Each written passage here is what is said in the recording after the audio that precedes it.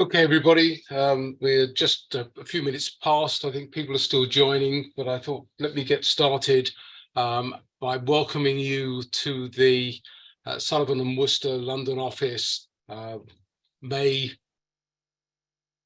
webinar from the Trade and Export Finance team. What to do if things start to go wrong in a trade, export or project finance transaction.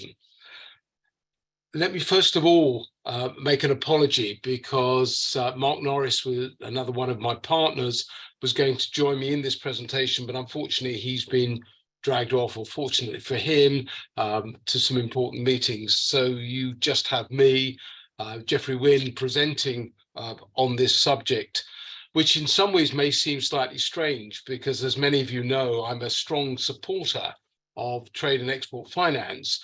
And the idea of talking about what to do if things go wrong, when the hope always is that things will not go wrong, may seem a bit strange, but I felt, and we felt, it was an idea to just explore how you can better protect this important product, and hopefully something that comes out of this webinar will guide you through some issues that might otherwise exist. I'm going to talk about mainly trade and export finance, but much of what I'm going to say also applies to project finance. So what am I going to cover? Well, I'm going to have a look at trade export finance in a historic context, including what's happened in the recent past and the sort of problems that have emerged, may emerge, and then look at how you might apply that to the types of financings, the concerns and the parties, suggesting what you might do if things go wrong, what you might do before things might go wrong, how you and others might react in that situation. Then to have a specific look at a couple of points: waiver of rights and agent or lead bank conduct, and then to try and wrap this up with how to move forward, what to expect, what to do, some more pointers, and then summary and some conclusions. So let me start with these recurring themes. All these are phrases that have been bandied about, including by people like me, but you'll be pleased to know that this is not a talk about compliance, but a talk about transactions themselves. So trade gets paid. What do I mean by this? Well, in reality, well-structured transactions, if the underlying transaction was good, you've protected yourself in financing it, then that is what trade gets paid should mean. But of course, we counter that because this phrase that has popped up for a long time, that trade finance is inherently risky, if you remember, started with a Wolfsburg report, which has then moved on to say, but use a risk-based approach. But one of the questions that I'm going to be asking and hopefully answering is, risk-based approach for what, to what? And part of that is that you structure the transaction properly. And then one of the issues that I'm going to look at is, are structures respected if the transaction starts to go wrong? Because that's going to be a key issue in all of this. Because if the simple point was the answer could always be due diligence, then what am I talking about? But of course, the point then is of whom and of what. And I think that there is a danger of a confusion now, particularly in major financial institutions, between the regulatory requirement of due diligence and, quite simply, the commercial elements of a transaction that in reality need to be looked at. And I just pose the question to you, is that, are you too busy complying with compliance, and consequently what is being done in due diligence becomes a tick box exercise? Or is the message that should be is that this is about monitoring the underlying transaction that you are dealing with, and indeed the transaction that you are entering into, and consequently using the information that you have obtained to work out, should I proceed with this transaction, and just how is this transaction proceeding?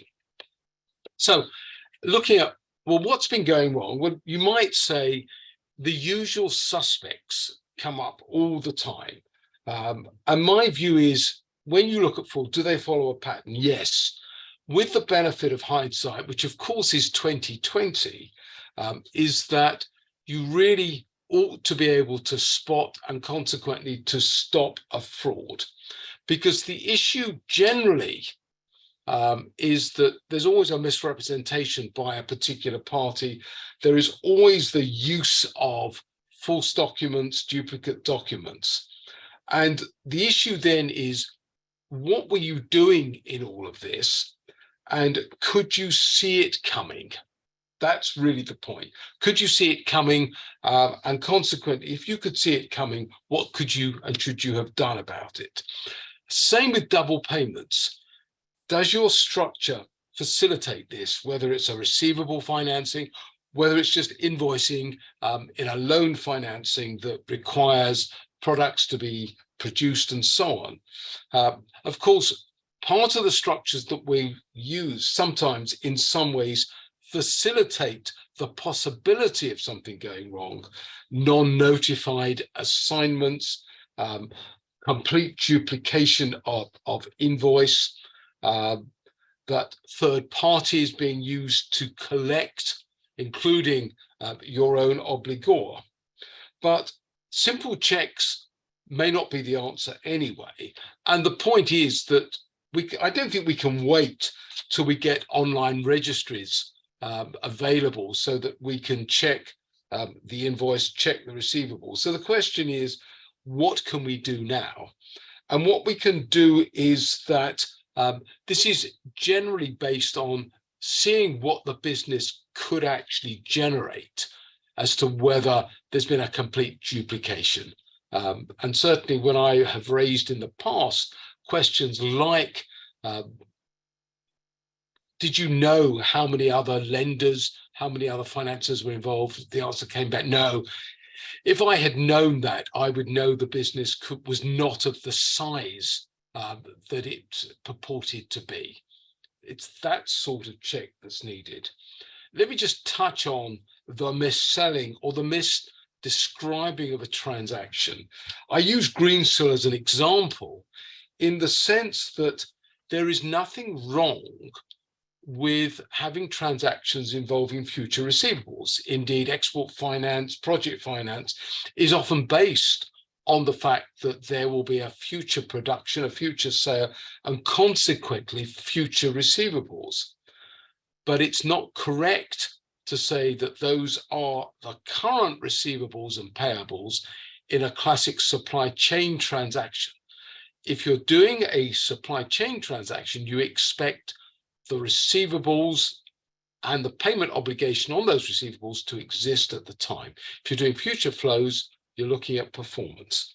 And that gets back to the point of, do you know the transaction that you are participating in well enough? What am I lending against? What am I buying? What am I financing? What commodity is being produced, processed, or sold?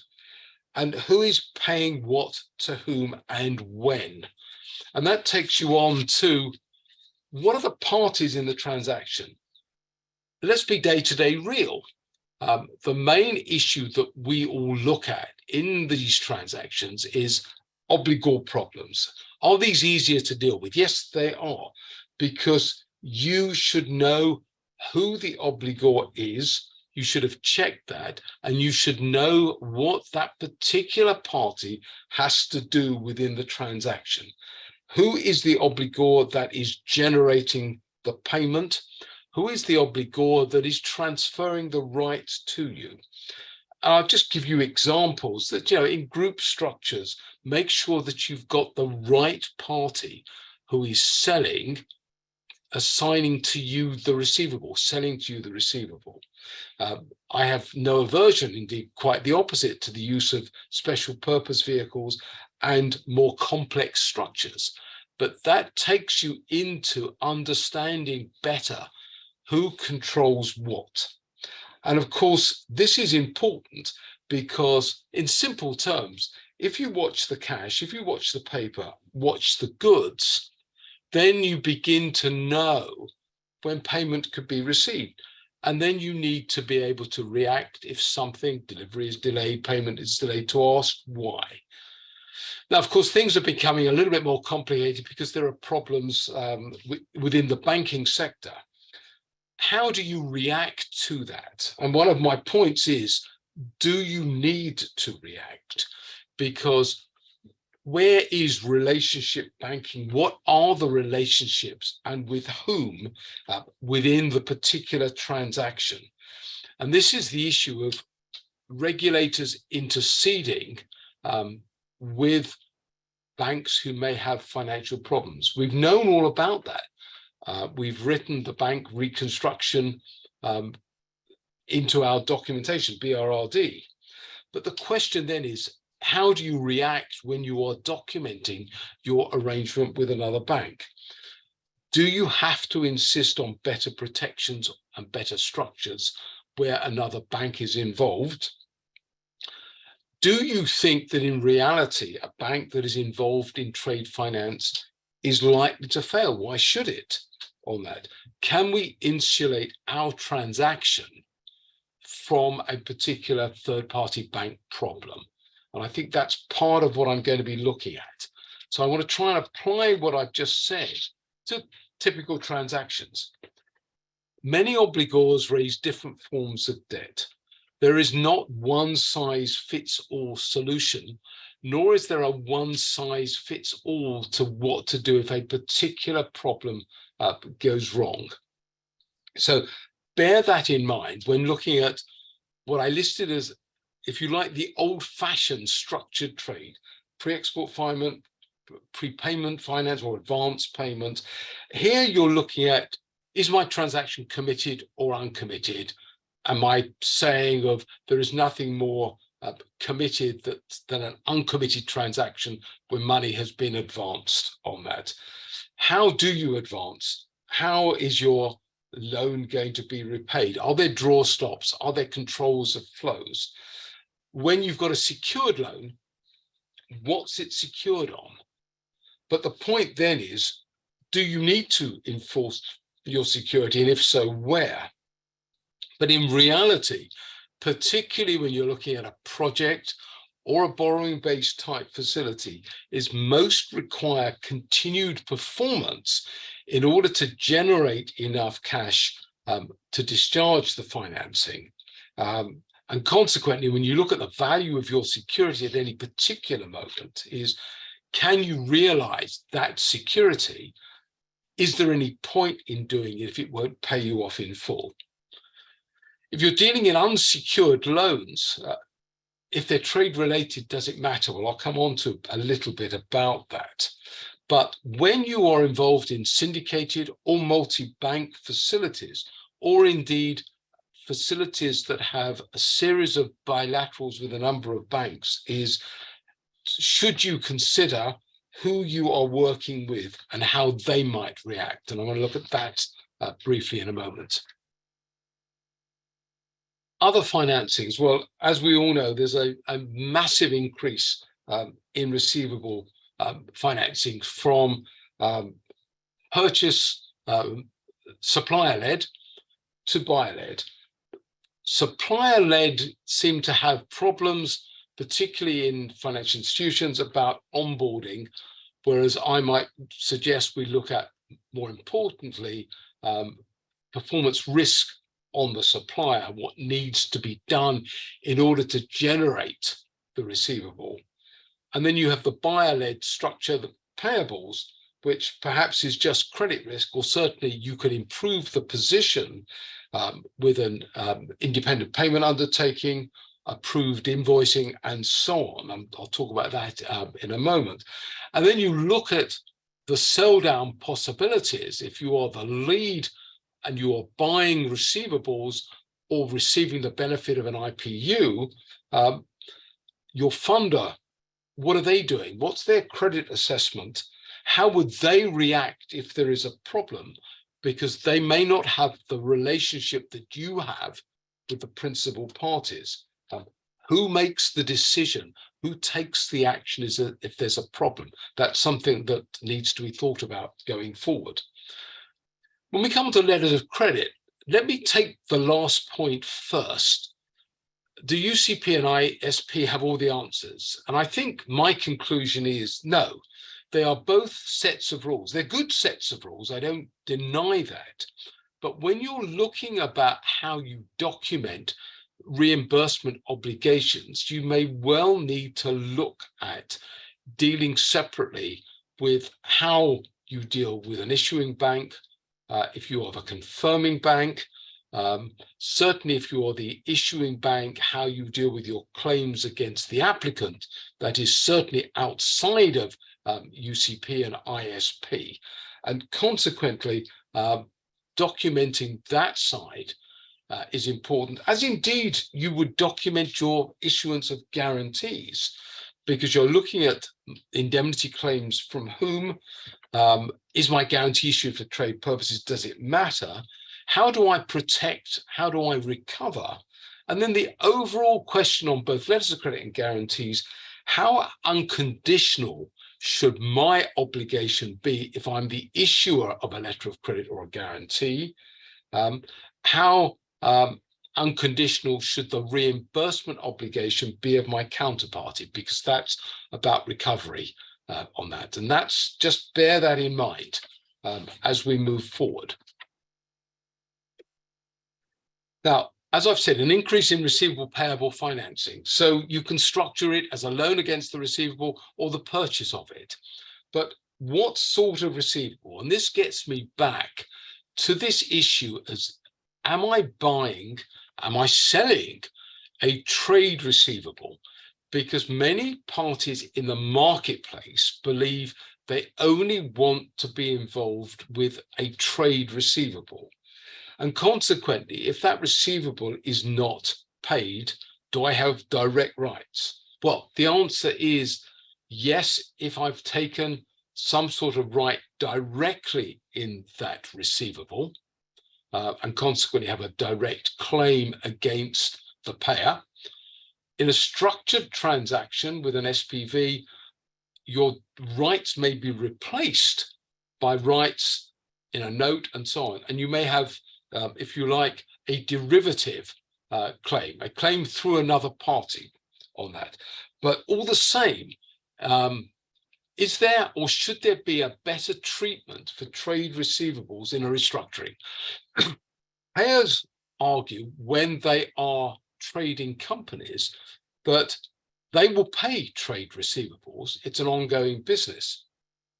But the problem is that there's a lot of argument that says once a receivable is held by a financial institution, that we are talking then about financial debt and not trade debt.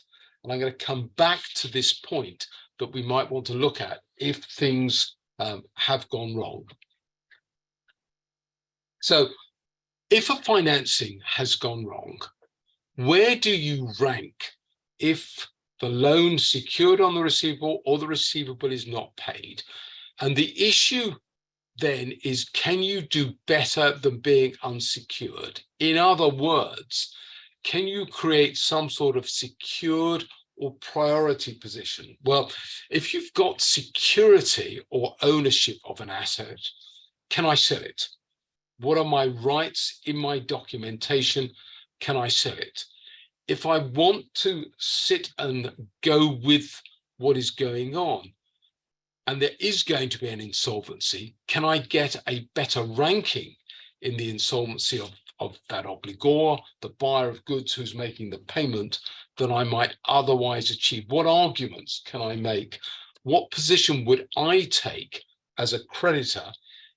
Should I go for restructuring? Should I go for liquidation? And therefore, what about the other parties in the transaction, other creditors, other financiers? There will be conflicting views, and what will they want? So my point now is, well, what stance should I take as a holder of a receivable in a restructuring? Well, one of the points that I have raised and continue to raise is, in a large-scale restructuring, who runs the negotiations? Will it be the larger lenders or debt providers, bondholders, and so on? If there's a large revolving credit facility, do they control the creditors committee?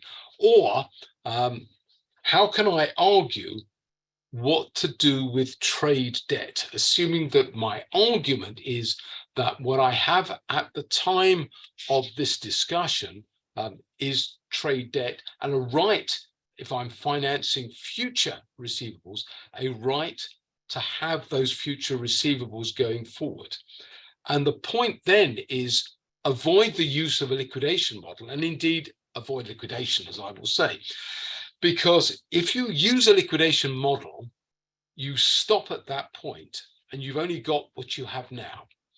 If you treat the restructuring as being the restructuring of a going concern, then not only will you get your short-term receivables paid, but also you will get your right to future receivables respected in a continuing restructuring, and you can improve your position.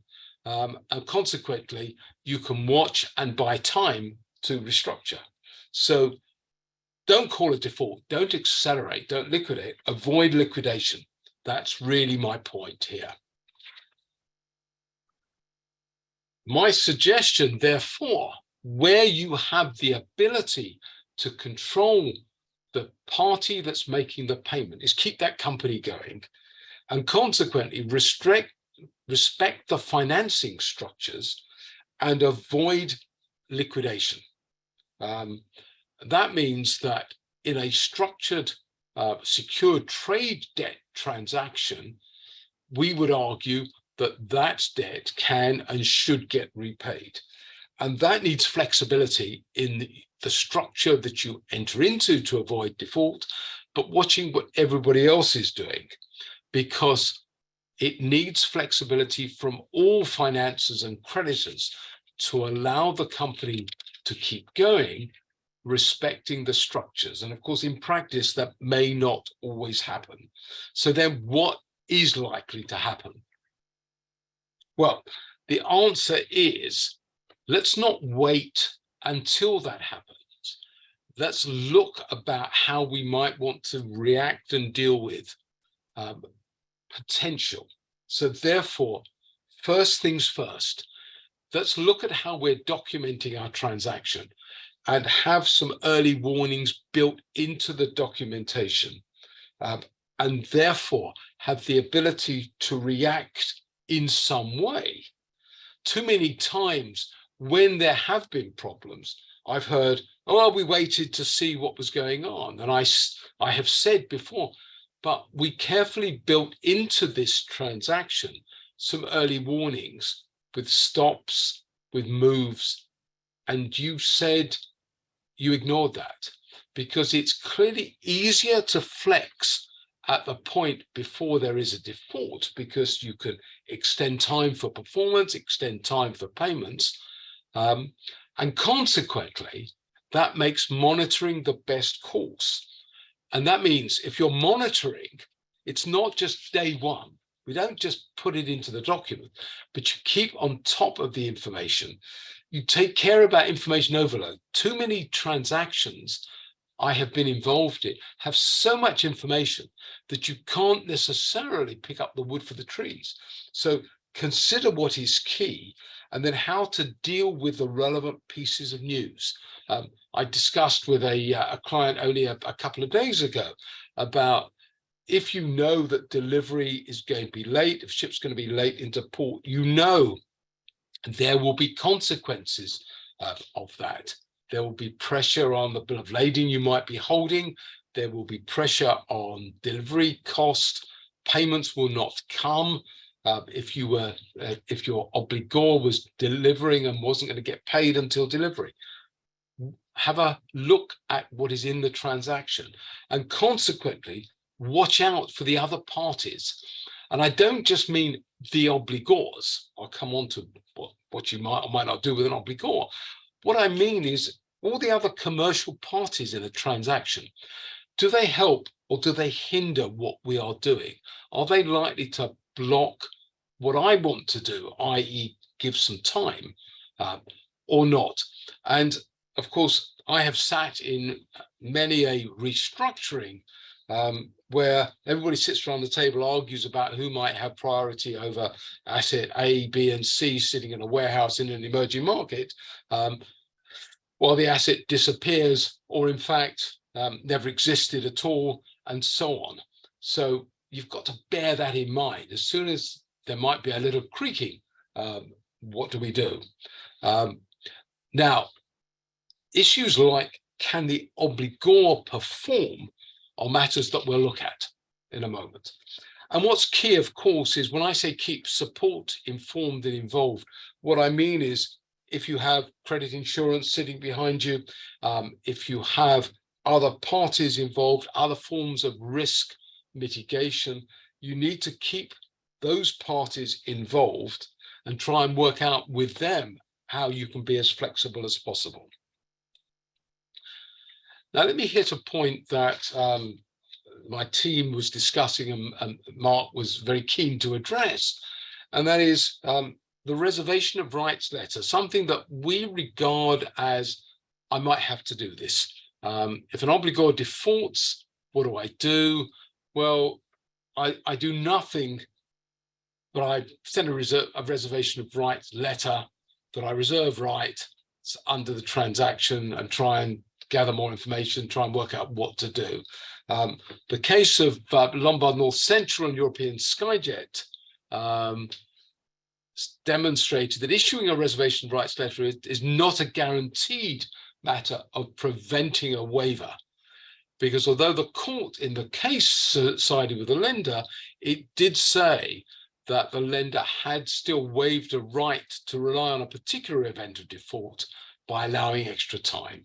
So the point, the lesson here is, if you're going to reserve rights, do it under the documentation, comply with the notice section of the relevant finance agreement. And you might take legal advice at that point. We wanted also to touch on not just agent, but actually the coordinator, because in a syndicated loan, you will have an agent bank. But quite often we're doing intercreditor arrangements where a bank is invariably going to be the lead bank, is going to be the coordinator. And the clear point is to make sure that if you accept such a role as agent or indeed as coordinator, is understand what's in the underlying documents, the document that appoints you, but also the underlying document. And consequently, to be aware of structures like what's the majority, if a majority consent is needed, is it 66 2/3? Is there a higher threshold in certain cases? Are there provisions that require unanimous consent? Can consent be implied? Or indeed, can consent be crammed down? If 90+% agree, can the 10% minority holder be crammed down on that? When it comes to that, make sure that you've operated the voting procedures correctly, because if the voting is informal, there may be a dispute, there may be a minority lender, you may be the minority who say, I didn't agree to this, and therefore keep this clear. And the message simply is that an agent should always consider getting external advice to make sure that what he thinks is in the document is in the document. And that means checking the rights and obligations of each financer. And of course, the issue generally is that a financer himself should not owe a duty to another financer. His duties might be owed to the obligor, but he should be able to make his decision freely. And that includes, without the cram down, the ability to obstruct. But be aware, if you've agreed to that, that you may be obstructed. Let me look at how we might move forward. So we've got a trade transaction and we've got a potential problem.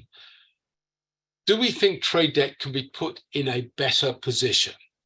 Well, is there a likelihood of legislation? No, no real likelihood. If it's not there now, it's not going to be put in. But in practice, it happens. We have done restructurings over the years where there has been a recognition that it is better within a restructuring to allow certain defined, as I'll come down to, trade debt to be paid. But this idea of sitting around in relation to an obligor and say, too big to fail, I think it's been demonstrated with Abengoa, with Carillion, that it may well not work for corporates. So assuming that governments will stand behind corporates is not necessarily going to be a good case. That means you do gather all the financial creditors together, and will they agree? Will they agree in some sort of restructuring to priority for true trade? Well, the answer is it has happened, but the definition of what constitutes true trade is of itself complex. What can true trade be? The buying or selling of goods and services, import, export. Is there a third party involved? Is it short term? And can all of this work in a battle with other unsecured lenders? That's something that will keep on. So what I've been saying is respect structures, obtain an agreement. The preference, if something goes wrong, is to look for a workout. Whatever happens, in other words, avoid the liquidation.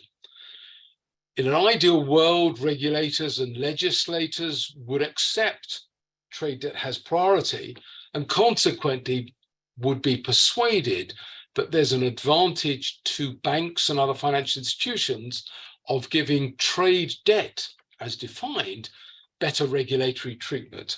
Will that happen? Well, it could, it should, because that would make trade and export finance more attractive to those who are involved in it.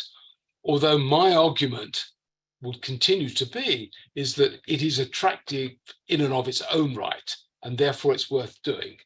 The problem that confronts those of us in this marketplace is the regulator says, I want to protect the banking sector. So I want to make sure that major banks in particular do not fail. Consequently, if my view is as a regulator that trade finance is inherently risky, then I will penalize trade finance. If we can persuade the regulator that structured trade finance, structured receivables, and so on are good, then you might take a better view of it. The auditors, of course, are saying, as many of you know, balance sheets of the payer, of the buyer, should be more transparent, and consequently there should be a greater revelation of what's in the structuring of buyer-led transactions. Hopefully we can work our way around it, and I think the market mood is that in and of itself will not create a problem. But if you couple that with rating agencies saying anything that you do in the supply chain is all bank debt, and consequently you can't have a division between trade debt and bank debt once you structure, that's a problem. But governments say finance trade.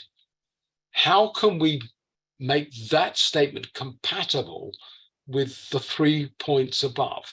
Well, what's the market position? What are we all going to say in relation to trade finance, to trade debt, to receivable finance? And the answer to that is that this is very much still within our control. We can still work towards seeing if we can, in the new Basel regimes, achieve some form of priority for trade, better treatment, even if within all of this, the treatment is for the structure the treatment is for the security, that will be a better position that is currently being recognized. And what I'm asking, in fact, everybody to do is don't play around the edges. Let's go, if you like, full into this and say, let's have a discussion about trade debt and structuring within our marketplace and within a regulatory world on that. So let me try and move us on. So let's take a deep breath and say, the first point is, this is, in my view, about the structuring in our marketplace. And I am really saying to you that due diligence is key. And I'm not actually just talking about regulatory due diligence. That in many ways goes without saying, to make sure that the transactions we are involved in do not create money laundering, that we're not financing dual use goods, that we are not breaching sanctions. All of this is clearly very important. And we all, and that includes your lawyers, are very aware of our responsibilities in relation to that moving business of anti-money laundering regulation, and most importantly, of the sanctions regimes as they continue to change. That is not the end. In fact, it's not even the beginning of what I'm talking about within our transactions. What I'm talking about is making sure that the transaction that you are involved in commercially works with the parties who are involved in the transaction. And my colleagues over the last two webinars have talked quite a lot about the structures, the structuring. And that goes even to, or perhaps especially to, the supply chain, where you are looking at the supplier-led part of this, is making sure that the supplier has the wherewithal to create the receivable, that all the parties who are involved in that, when you start the transaction, that you know that you are dealing with parties who can perform and who can deliver the receivable that becomes the quality payable. And then we can deal with what the quality of that payable is in our documentation. We can deal with approved invoices, we can deal with IPUs.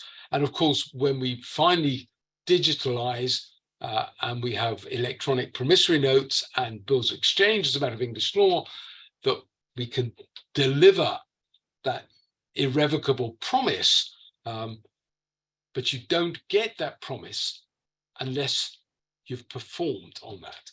And the second point about the due diligence is monitoring. Monitoring is not a day one exercise. Indeed, monitoring at day one, of course, is very simple because the money hasn't gone out. So dividing up what I need to get my facility up and running and what I need then when I put money out and what I do when my money is out means that you have to monitor, but you monitor different things throughout the life of the transaction.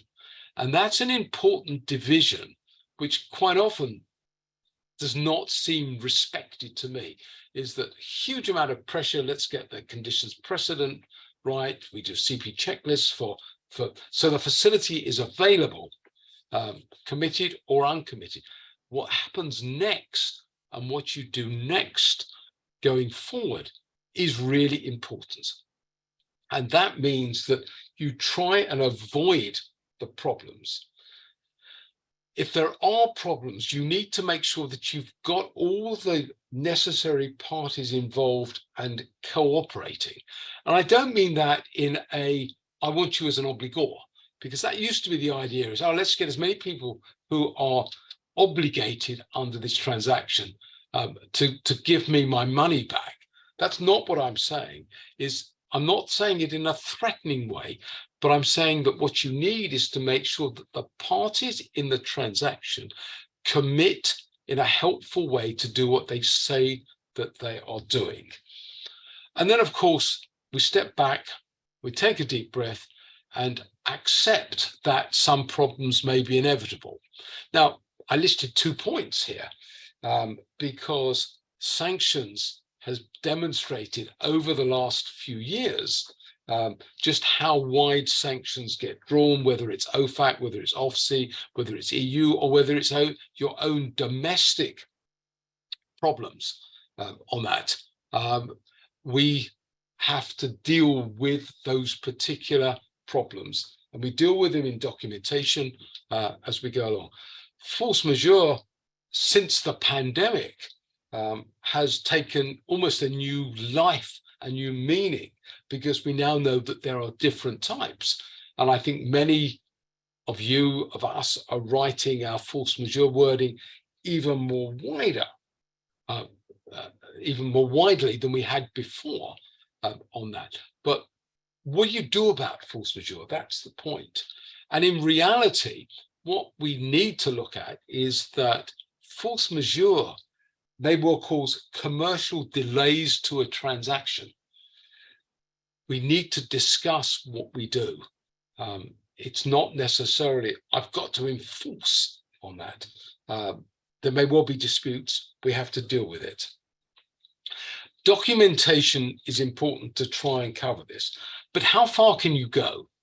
Because this is not, and I hope you don't take this as, let's write documentation that covers all eventualities, however remote they are, because I take you back to the phrase I used right at the very beginning that's within our market, a risk-based approach. And that equally applies, it seems to me, to the documentation as to how we look at our documentation within our transactions, so that we create something that is sensible, but still pick up what the problems are. So what are my thoughts on the key pointers? Well, I start off with a statement. Assume that the transaction might go wrong. And you would say, well, of course, he's going to say that he gets paid to worry me about what might go wrong. But what I'm saying is that I'm only asking that when we write our documentation and we form our views, that we think about building in some flex within the transaction, within our documentation. We build in the checks. And the idea is to get an early warning. Not necessarily, I'm not asking to create events of default, recourse events, whatever we're calling them within our transaction, but I'm looking to find out what is going on your behalf so that we and you can better react from that position. And that means knowing as much about the parties involved where you can. And this is not a KYC point. This is just a point about who is involved, who makes this transaction work. I used a phrase over the years called cash is king. Each party that has some involvement in turning what I put into the transaction back into what I get back, they are the parties that you need to know about. And that will include, it seems to me, all other financiers of the particular obligors. And then to see the extent to which you could or should just lock them into the structure that you have. The message is, I repeat, enforcement and liquidation are unpredictable. You know that. You know it from opinions that you get. You know it from advice that you get. The consequence is avoid enforcement and liquidation where you can. Consensual solutions from a position of strength, ideally, is where you should go. And that means to keep on top of the transaction on a daily basis. And that's something that some of you do and some of you don't. And I'm suggesting that don't expect something, check that it might happen on that. And remember, you're in a transaction, you're in documentation, you have rights, but you have duties. And therefore, when looking at that things might be going wrong, is look at the rights that you have and against whom. Therefore, consider what you might need to do if there is a problem within the transaction, and then consider, do I reserve rights? Do I waive rights? What do I do in relation to that particular party? And then remember, you may have duties, who you owe them to and to whom.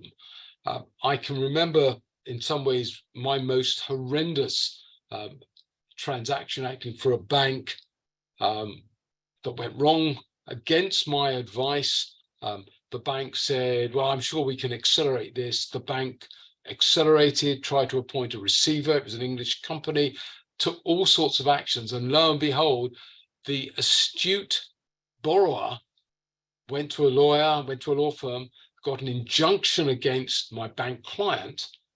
The bank lost the action and was required to compensate and to put all its transactions back. And they said, what went wrong? And I said, I told you you had duties as well as rights. That is the issue. If you purport to do something, make sure that you have the right to do it. Make sure that you have not breached your duties. And of course, the message is, remember, things may go wrong. We're in trade. We're in the real world. There are commercial issues that are driving the transactions with which we are involved. The commercial parties are doing things, have to do things. And therefore, thinking that things can go wrong and just working that out means that you may well be able to control the consequences of something going wrong. And that's much more important. Be in control, control the consequences, and therefore react, preserve the transaction, don't enforce. As I've said many a time, is that most of the time that you come to enforce a transaction, there isn't anything in the collection account because the transaction has gone wrong well before that time. But my message is that what we do in trade and export finance, I believe, remains a good product. It remains something that we should continue to support because it is good, that we should get and continue to get that message out that we are doing and entering into good transactions. And also, we are mindful of what might happen if things go wrong. We've provided for it and we know what to do about it. And that really is all I wanted to say. Let me just quickly not tell you about me, because you can have these slides, or about the firm.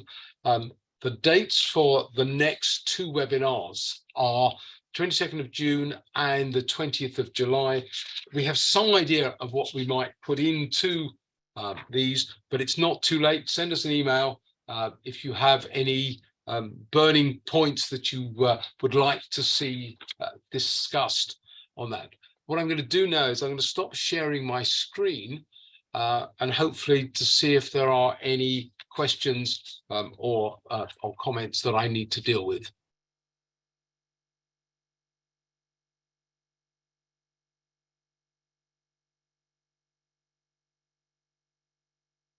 I don't see that there are any questions.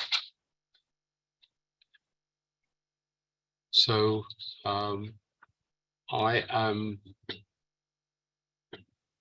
going to give you back. Stop sharing. There you go, Q&A. Okay, so you've got there's a Q&A. I haven't got any questions on that, and I haven't got any points. So let me give you a minute or two if there's anybody does want to raise any questions or comments.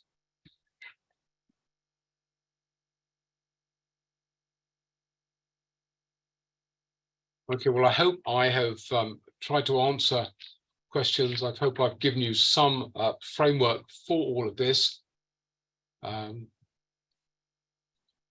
Somebody just asked me a question about any different for an investor in notes. Yes, I mean, the answer is, if you're investing in notes, you just need to look at who is going to help protect your investment in those notes.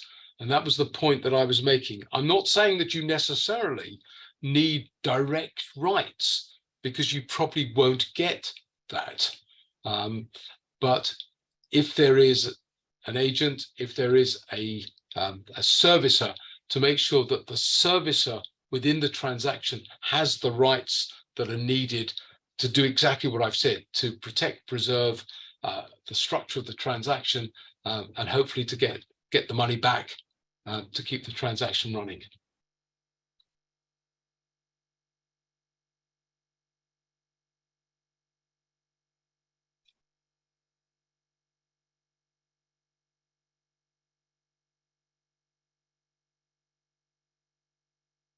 Okay, everybody. Well, thank you for that. Feel free to email me if there are any other questions that you have. If not, let me wish you a good day, the usual successful transactioning. I look forward to seeing you at future webinars, and hope we have a successful trade finance market. Thank you very much.